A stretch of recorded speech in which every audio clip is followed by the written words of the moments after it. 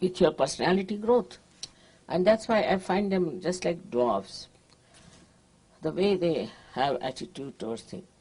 And everyone practically must have taken drugs. Everyone, except for Asians,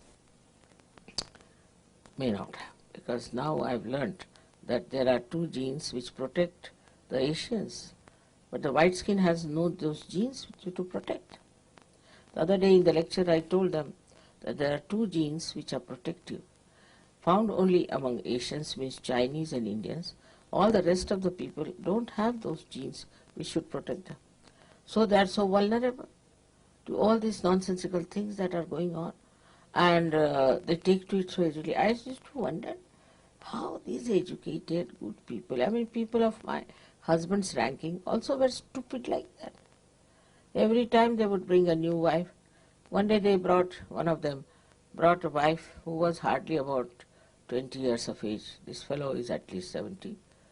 I didn't know. My husband pinched me, said, that's his wife, all right? Don't call her a granddaughter. I used to drop bricks after bricks there. Such absurd people coming, and a 70-year-old man coming with a lady who is 20 years. I mean, you can never think that she could be his wife. At the most, sister-in-law, at the most. But I thought she was the granddaughter, so he pinched me and told me that don't. This is it. You see, it's such a paradoxical world that if you come from Sahaja to this, you see what's going on. What are they doing? What's the matter with them? Now, taking out clothes. Is it something great to take out clothes? You see? In Switzerland, which is such a cold country, I was wearing my sweater, my coat, covering my head, wearing warm socks, everything. Because they said, let's go out just for a drive. So we got down. There's one lake called Lausanne. Lausanne, there's a very big lake. So as usual, Gregor ran up to see how is the situation there. He came back with a double speed. He said, no, mother, you can't go there. I said, what? No, you can't. I'm sorry, you can't. Let's go. They were all topless women sitting there. You know, this in Australia they had, even New Zealand, they had cricket match. They are supposed to be very good cricketers. And when we opened the TV, the women were sitting topless. We closed it away, couldn't see that. But I was told now they are losing in cricket. They will, definitely. Compared to Indian spinners who are young, innocent boys, you see. Very young, 20, 21. They have to be, because there's no innocence, there's no chastity, there's no respect. The women are sitting topless. How can they win? They are insulting the goddess there only. How can they win? They cannot win. And a game like cricket is something sensible. Even I don't know in any game if they can win, because if this distract the attention completely. But why do they go like that? Are all women trying to become prostitutes? What is the sense in it? I can't understand. And this is something they don't understand if you tell them that, you see, I was told that Mrs. Thatcher openly said that in this culture, women must expose their body. Still such a paradox. Can't understand. They show here Mother Mary as the sublime personality, and they show here women as the women who are nude. They want to become Mother Mary, or what do they want to become? And people like this, horrible people like this, Michael Jackson, he is that, are so prominent making money. I mean, just see the paradox. Can you say that this is an advanced country when the ideas are so low? How can it? After coming to Sahaja Yoga, you can see for yourself. But it makes these protective genes established in you. This is the thing in Sahaja. And suddenly you people have given up all that nonsense. You don't want all that. Actually, if you see it properly, from any logical point of view, you see, without the maya of this nonsense, if you see it, you can logically understand that it is wrong. You see, why do you feel jealous of another man or woman? You feel jealous. That means you want just life, isn't it? People have murdered, women have murdered, men or women, because they were jealous. If it was natural and normal and joy-giving, you should not have felt bad about it. All these things should logically be understood, that why we don't like this happening.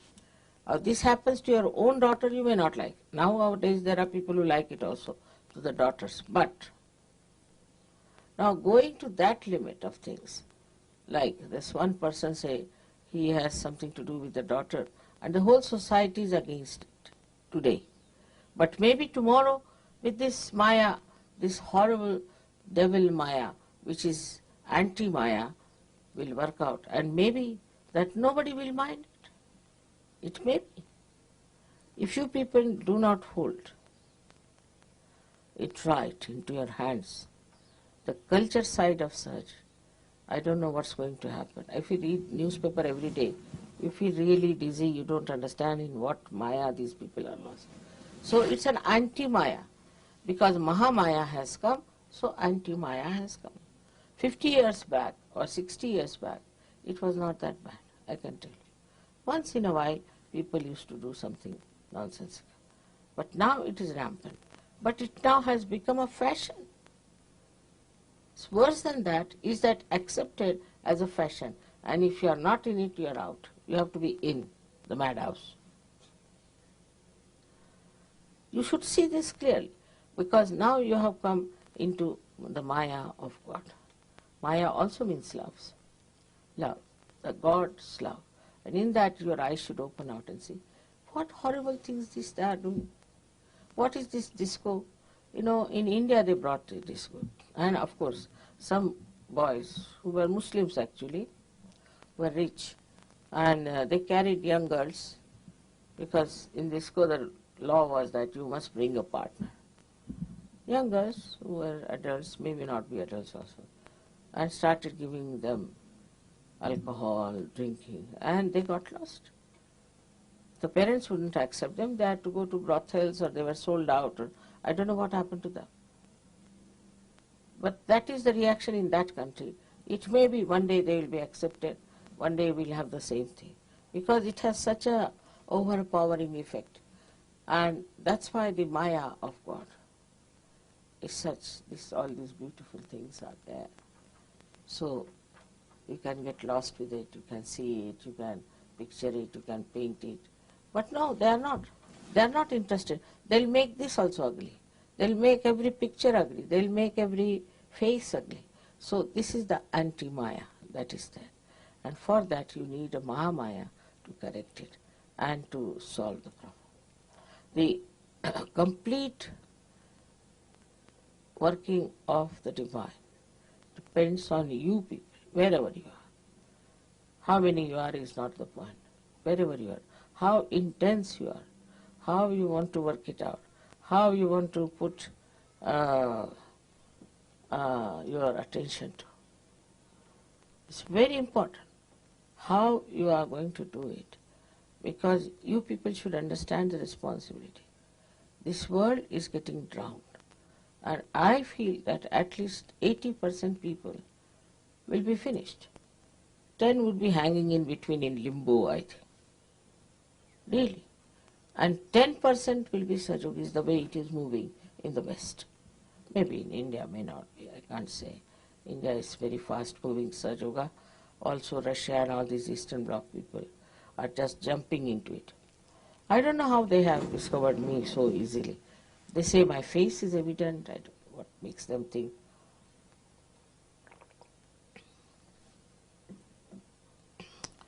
The another Maya is of power.